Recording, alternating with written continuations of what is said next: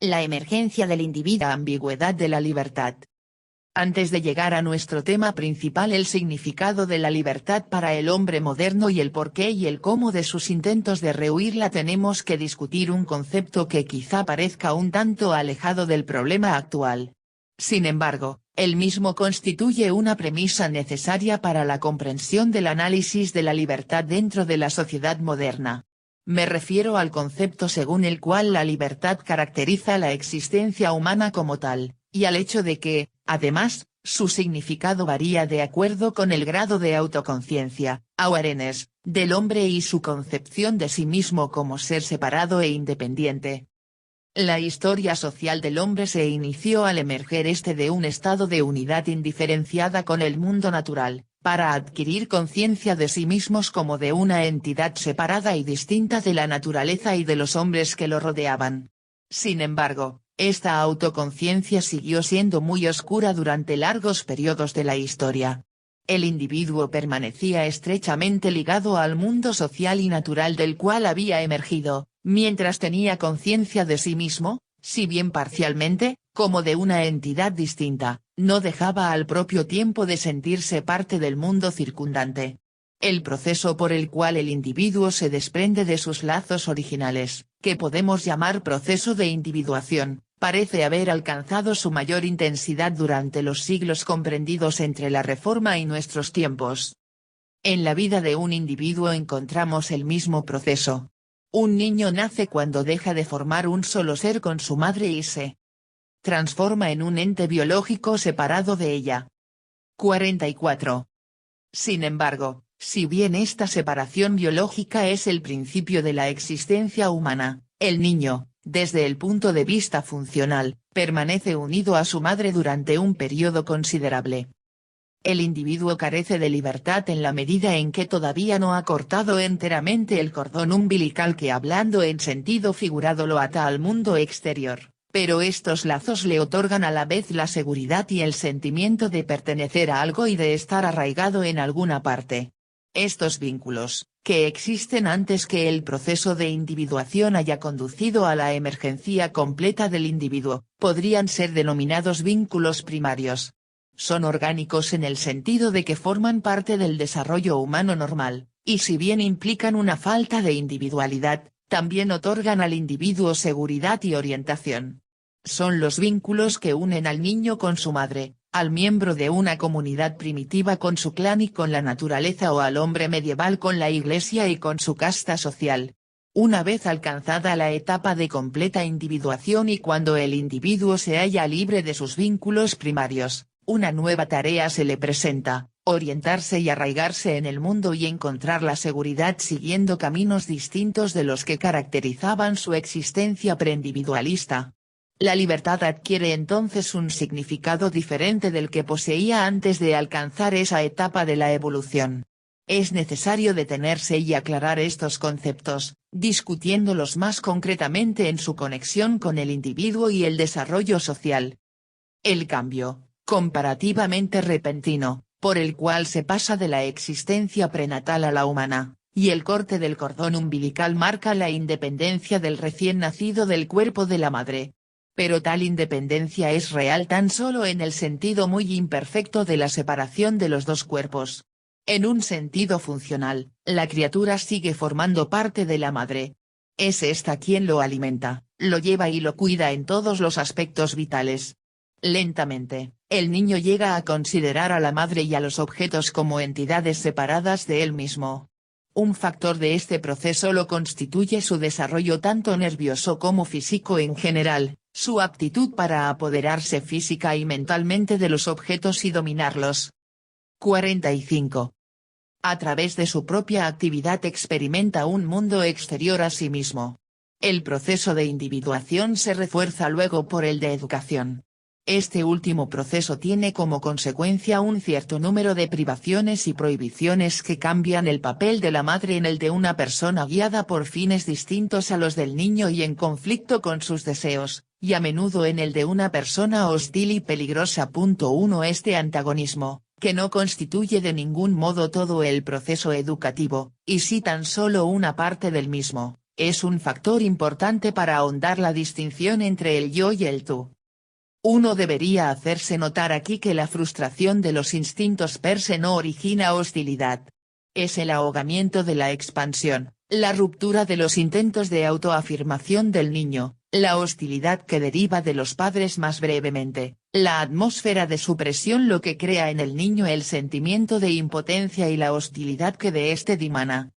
Deben pasar unos meses luego del nacimiento antes que el niño llegue a reconocer a otra persona en su carácter de tal y sea capaz de reaccionar con una sonrisa, y deben pasar años antes de que el chico deje de confundirse a sí mismos con el universo. 2 Hasta ese momento sigue mostrando esa especie particular de egocentrismo típico de los niños, un egocentrismo que no excluye la ternura y el interés hacia los otros, puesto que los otros no han sido todavía reconocidos como realmente separados de él mismo. Por la misma razón, en estos primeros años su dependencia de la autoridad posee un significado distinto del que adquiere el mismo hecho en época posterior. Los padres, o la autoridad correspondiente, no son todavía considerados como una entidad definitivamente separada, integran el universo del niño y este universo sigue formando parte del niño mismo. La sumisión con respecto a los padres tiene, por lo tanto, una característica distinta del tipo de sumisión que existe una vez que dos individuos se han separado realmente uno de otro. 2 Jim Piaget, The Moral Judgment of the Child, Londres, Kegan Paul, 1932, página 407. B.H. S. Sullivan, Op. Cit. Paz. 16. 46. R. Hughes, en su A Halloween in Jamaica, nos proporciona una penetrante descripción del repentino despertar de la conciencia de sí mismo en una niña de 10 años. Y entonces le ocurrió a Emily un hecho de considerable importancia. Repentinamente se dio cuenta de quién era ella misma. Hay pocas razones para suponer el por qué ello no le ocurrió 5 años antes o, aún, 5 años después. Y no hay ninguna que explique el por qué debía ocurrir justamente esa tarde.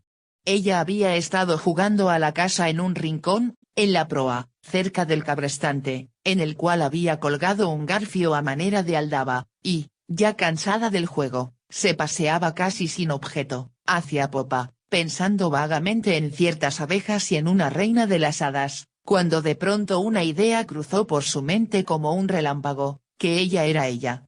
Se detuvo de golpe y comenzó a observar toda su persona en la medida en que caía bajo el alcance de su vista.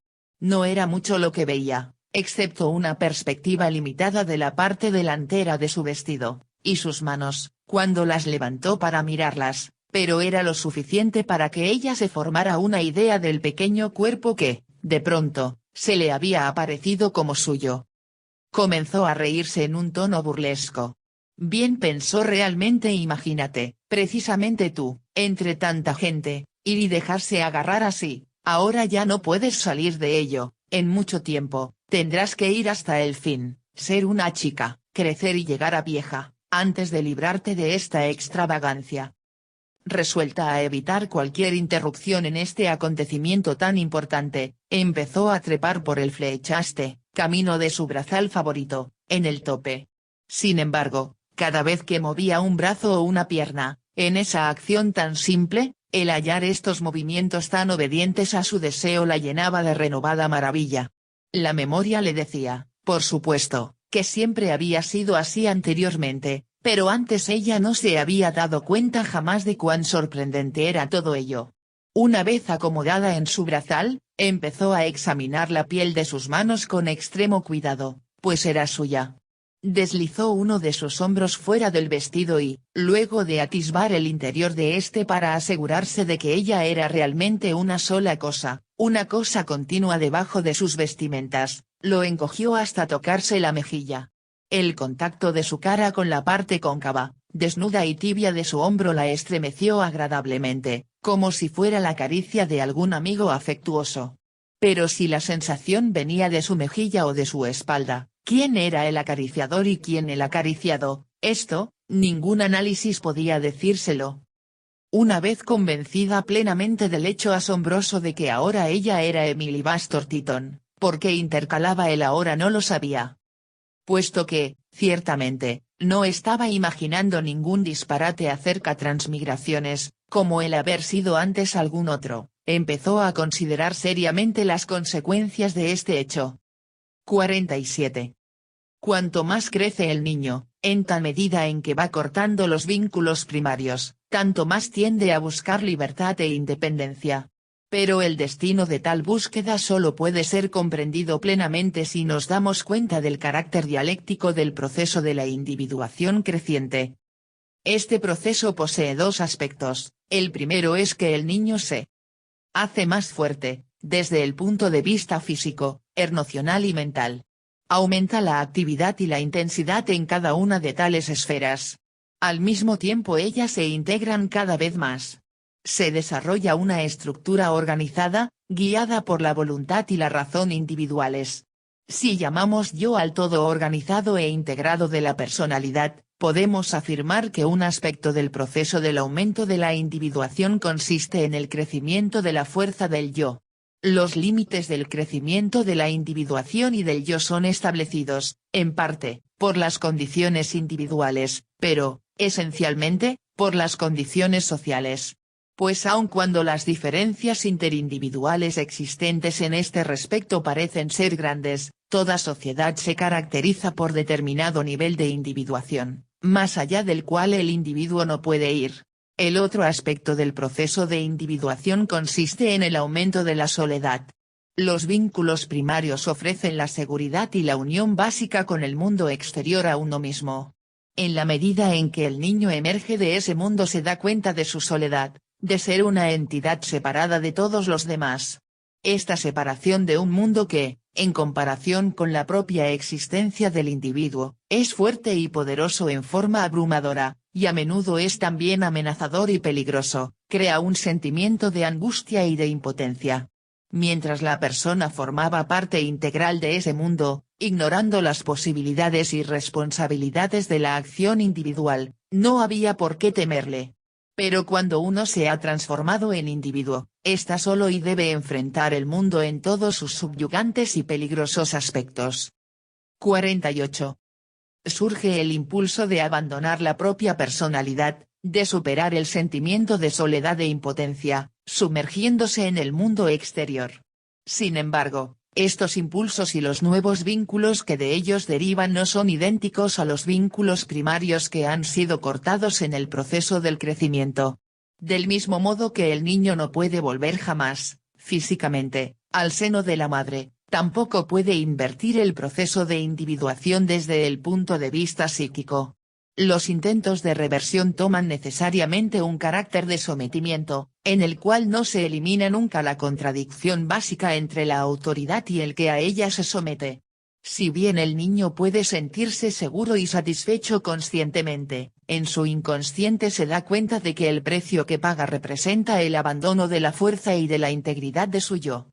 Así, el resultado de la sumisión es exactamente lo opuesto de lo que debía ser. La sumisión aumenta la inseguridad del niño y al mismo tiempo origina hostilidad y rebeldía, que son tanto más horribles en cuanto se dirigen contra aquellas mismas personas de las cuales sigue dependiendo o llega a depender.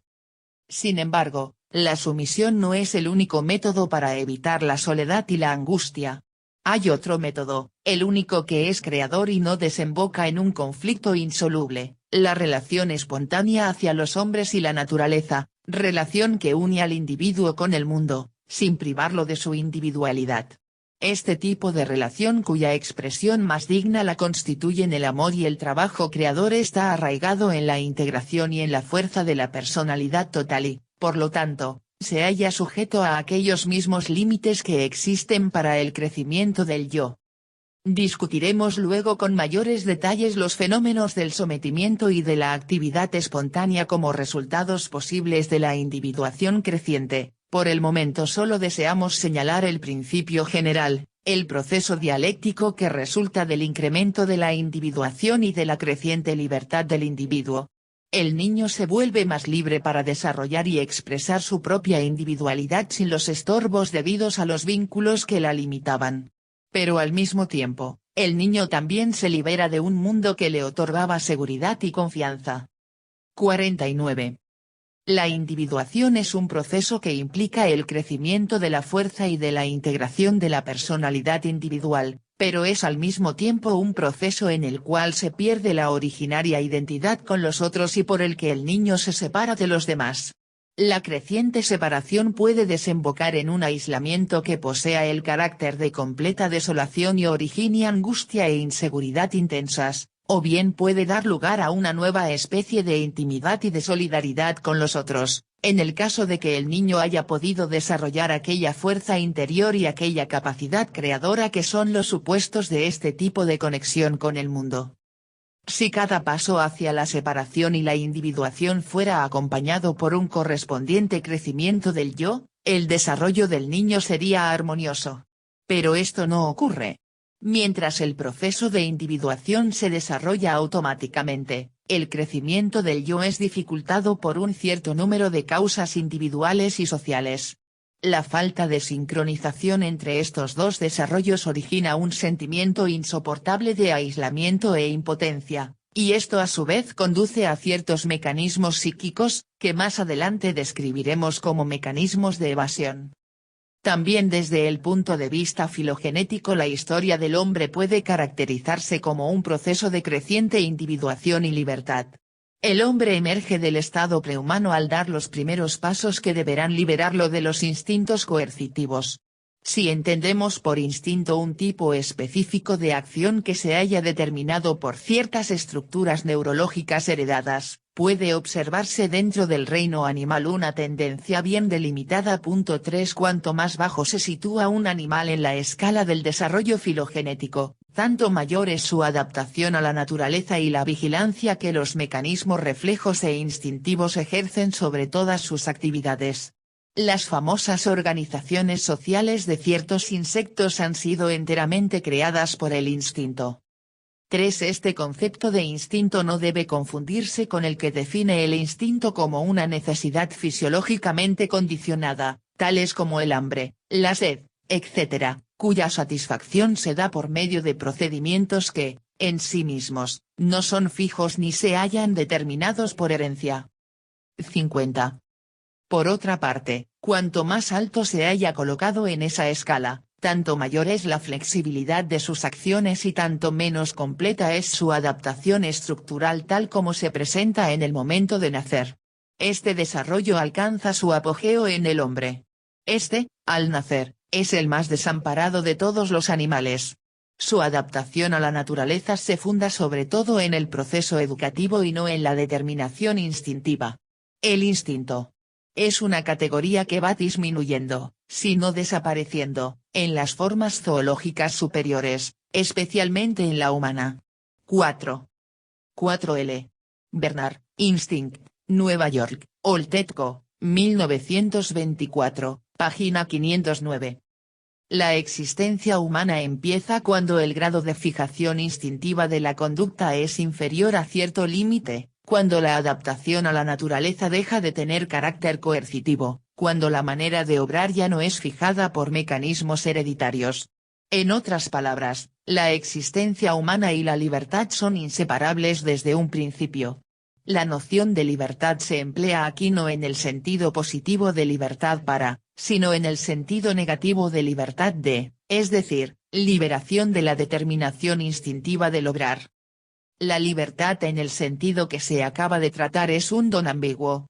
El hombre nace desprovisto del aparato necesario para obrar adecuadamente, aparato que, en cambio, posee el animal. 5 Depende de sus padres durante un tiempo más largo que cualquier otro animal y sus reacciones al medio ambiente son menos rápidas y menos eficientes que las reacciones automáticamente reguladas por el instinto. Tiene que enfrentar todos los peligros y temores debido a esa carencia del aparato instintivo. Y, sin embargo, este mismo desamparo constituye la fuente de la que brota el desarrollo humano. La debilidad biológica del hombre es la condición de la cultura humana. 5 Véase Ralph Linton, The Study of Man, Londres, Appleton, 1936, capítulo IP. Traducción castellana, Estudio del hombre, México, Fondo de Cultura Económica, 1942. Desde el comienzo de su existencia el hombre se ve obligado a elegir entre diversos cursos de acción. En el animal hay una cadena ininterrumpida de acciones que se inicia con un estímulo como el hambre y termina con un tipo de conducta más o menos estrictamente determinado, que elimina la tensión creada por el estímulo. 51. En el hombre esa cadena se interrumpe. El estímulo existe, pero la forma de satisfacerlo permanece abierta, es decir, debe elegir entre diferentes cursos de acción. En lugar de una acción instintiva predeterminada, el hombre debe valorar mentalmente diversos tipos de conducta posibles, empieza a pensar. Modifica su papel frente a la naturaleza, pasando de la adaptación pasiva a la activa, crea. Inventa instrumentos, y al mismo tiempo que domina a la naturaleza, se separa de ella más y más. Va adquiriendo una oscura conciencia de sí mismo o más bien de su grupo como de algo que no se identifica con la naturaleza. Cae en la cuenta de que le ha tocado un destino trágico, ser parte de la naturaleza y sin embargo trascenderla. Llega a ser consciente de la muerte en tanto que destino final, aun cuando trate de negarla a través de múltiples fantasías. Una imagen particularmente significativa de la relación fundamental entre el hombre y la libertad la ofrece el mito bíblico de la expulsión del hombre del paraíso.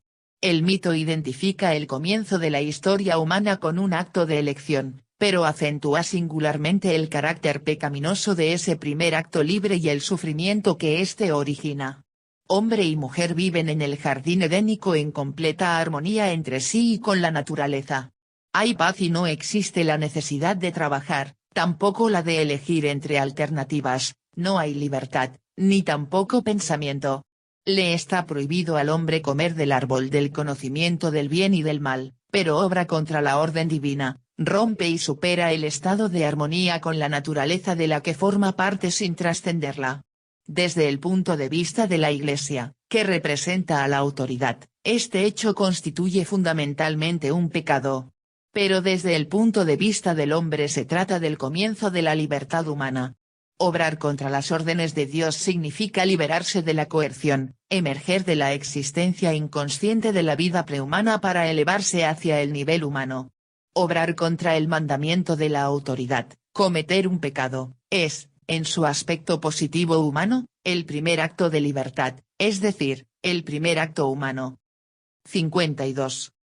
Según el mito, el pecado, en su aspecto formal, está representado por un acto contrario al mandamiento divino, y en su aspecto material por haber comido del árbol del conocimiento.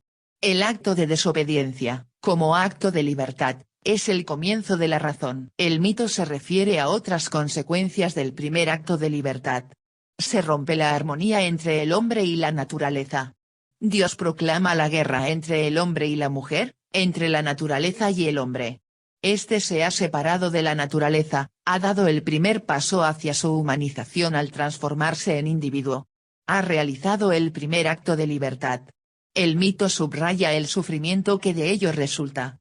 Al trascender la naturaleza, al enajenarse de ella y de otro ser humano, el hombre se halla desnudo y avergonzado. Está solo y libre y, sin embargo, medroso e impotente. La libertad recién conquistada aparece como una maldición. Se ha libertado de los dulces lazos del paraíso, pero no es libre para gobernarse a sí mismo, para realizar su individualidad. Liberarse de no es idéntico a libertad positiva, a liberarse para. La emergencia del hombre de la naturaleza se realiza mediante un proceso que se extiende por largo tiempo, en gran parte permanece todavía atado al mundo del cual ha emergido, sigue integrando la naturaleza, el suelo sobre el que vive, el sol, la luna y las estrellas, los árboles y las flores, los animales y el grupo de personas con las cuales se haya ligado por lazos de sangre. Las religiones primitivas ofrecen un testimonio de los sentimientos de unidad absoluta del hombre con la naturaleza. La naturaleza animada e inanimada forma parte de su mundo humano, o, como también puede formularse, el hombre constituye todavía un elemento integrante del mundo natural. Estos vínculos primarios impiden su completo desarrollo humano, cierran el paso al desenvolvimiento de su razón y de sus capacidades críticas, le permiten reconocerse a sí mismo y a los demás tan solo mediante su participación en el clan, en la comunidad social o religiosa, y no en virtud de su carácter de ser humano. En otras palabras, impiden su desarrollo hacia una individualidad libre, capaz de crear y autodeterminarse. Pero no es este el único aspecto, también hay otro. 53. Tal identidad con la naturaleza, clan, religión, otorga seguridad al individuo, este pertenece, está arraigado en una totalidad estructurada dentro de la cual posee un lugar que nadie discute. Puede sufrir por el hambre o la represión de satisfacciones, pero no por el peor de todos los dolores, la soledad completa y la duda. Vemos así como el proceso de crecimiento de la libertad humana posee el mismo carácter dialéctico que hemos advertido en el proceso de crecimiento individual. Por un lado, se trata de un proceso de crecimiento de su fuerza e integración, de su dominio sobre la naturaleza, del poder de su razón y de su solidaridad con otros seres humanos. Pero, por otro lado, esta individuación creciente significa un aumento paulatino de su inseguridad y aislamiento y, por ende, una duda creciente acerca del propio papel en el universo, del significado de la propia vida, y junto con todo esto, un sentimiento creciente de la propia impotencia e insignificancia como individuo. Si el proceso del desarrollo de la humanidad hubiese sido armónico, si hubiese seguido un plan determinado, entonces ambos aspectos de tal proceso, aumento de la fuerza y aumento de la individuación, se habrían equilibrado exactamente. Pero, en rigor, la historia de la humanidad está llena de conflictos y luchas. Cada paso hacia un mayor grado de individuación entraña para los hombres una amenaza de nuevas formas de inseguridad. Una vez cortados los vínculos primarios, ya no es posible volverlos a unir. Una vez perdido el paraíso, el hombre no puede volver a él. Hay tan solo una solución creadora posible que pueda fundamentar las relaciones entre el hombre individualizado y el mundo, su solidaridad activa con todos los hombres, y su actividad, trabajo y amor espontáneos, capaces de volverlo a unir con el mundo, no ya por medio de los vínculos primarios, sino salvando su carácter de individuo libre e independiente. Por otra parte, si las condiciones económicas, sociales y políticas, de las que depende todo el proceso de individuación humana, no ofrecen una base para la realización de la individualidad en el sentido que se acaba de señalar, en tanto que, al propio tiempo, se priva a los individuos de aquellos vínculos que les otorgaban seguridad, la falta de sincronización, la que de ello resulta transforma la libertad en una carga insoportable. 54. Ella se identifica entonces con la duda y con un tipo de vida que carece de significado y dirección. Surgen así poderosas tendencias que llevan hacia el abandono de este género de libertad para buscar refugio en la sumisión o en alguna especie de relación con el hombre y el mundo que prometa aliviar la incertidumbre, aun cuando prive al individuo de su libertad. La historia europea y americana desde fines de la Edad Media no es más que el relato de la emergencia plena del individuo.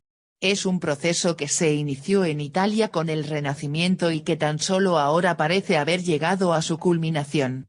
Fueron necesarios más de 4 siglos para destruir el mundo medieval y para liberar al pueblo de las restricciones más manifiestas. Pero, si bien en muchos aspectos el individuo ha crecido, se ha desarrollado mental y emocionalmente y participa de las conquistas culturales de una manera jamás experimentada antes, también ha aumentado el retraso, entre el desarrollo de la libertad y el de la libertad para. La consecuencia de esta desproporción entre la libertad de todos los vínculos y la carencia de posibilidades para la realización positiva de la libertad y de la individualidad, ha conducido, en Europa, a la huida pánica de la libertad y a la adquisición, en su lugar, de nuevas cadenas o, por lo menos, de una actitud de completa indiferencia. Iniciaremos nuestro estudio sobre el significado de la libertad para el hombre moderno con un análisis de la escena cultural europea durante la Baja Edad Media y el comienzo de la Edad Moderna. En este periodo la base económica de la sociedad occidental sufrió cambios radicales que se vieron acompañados por transformaciones igualmente radicales en la estructura de la personalidad humana. Se desarrolló entonces un nuevo concepto de libertad, que halló sus más significativas expresiones ideológicas en nuevas doctrinas religiosas, las de la Reforma. Cualquier estudio de la libertad en la sociedad moderna debe iniciarse con aquel periodo en el cual fueron colocados los cimientos de la moderna cultura, ya que esta etapa formativa del hombre moderno ha de permitirnos reconocer, con más claridad que cualquier otra época posterior, aquel significado ambiguo de la libertad que debía operar a través de esa cultura. Por un lado, la creciente independencia del hombre frente a las autoridades externas, por otro, su aislamiento creciente y el sentimiento que surge de este hecho, la insignificancia del individuo y su impotencia. 55. Nuestra comprensión de los nuevos elementos de la estructura de la personalidad humana se acrecienta por el estudio de sus orígenes, por cuanto al analizar las características esenciales del capitalismo y del individualismo en sus mismas raíces, nos vemos en condiciones de compararlas con un sistema económico y un tipo de personalidad fundamentalmente distintos del nuestro. Este mismo contraste nos proporciona una perspectiva mejor para la comprensión de las peculiaridades del sistema social moderno, de la manera según la cual se ha formado la estructura del carácter de la gente que vive en él, y del nuevo espíritu que ha resultado de esta transformación de la personalidad. El capítulo siguiente mostrará también cómo el periodo de la Reforma es más similar a la escena contemporánea de lo que parecería a primera vista. En realidad, a pesar de todas las diferencias evidentes que existen entre los dos periodos, probablemente no haya otra época desde el siglo XVI en adelante que se parezca más a la nuestra en lo que concierne al significado ambiguo de la libertad. La Reforma constituye una de las raíces de la idea de libertad y autonomía humanas, tal como ellas se expresan en la democracia moderna. Sin embargo, aun cuando no se deja nunca de subrayar este hecho, especialmente en los países no católicos, se olvida su otro aspecto, la importancia que ella atribuye a la maldad de la naturaleza humana, a la insignificancia y la impotencia del individuo y a la necesidad para éste de subordinarse a un poder exterior a él mismo. Esta idea de la indignidad del individuo, de su incapacidad fundamental para confiar en sí mismo y su necesidad de someterse, constituye también el tema principal de la ideología hitleriana, que, por otra parte, no asigna a la libertad y a los principios morales la importancia que es esencial en el protestantismo. 56. Esta similitud ideológica no es la única que hace del estudio de los siglos XV un punto de partida particularmente fecundo para la comprensión de la escena contemporánea. También existe una similitud fundamental en la situación social. Trataré de mostrar cómo se debe a tal parecido la similitud ideológica y psicológica. Entonces como ahora había un vasto sector de la población que se hallaba amenazado en sus formas tradicionales de vida por obra de cambios revolucionarios en la organización económica y social, especialmente se veía amenazada la clase media tal como lo está hoy por el poder de los monopolios y por la fuerza superior del capital, y tal amenaza ejercía un importante efecto sobre el espíritu y la ideología del sector amenazado, al agravar el sentimiento de soledad e insignificancia del individuo.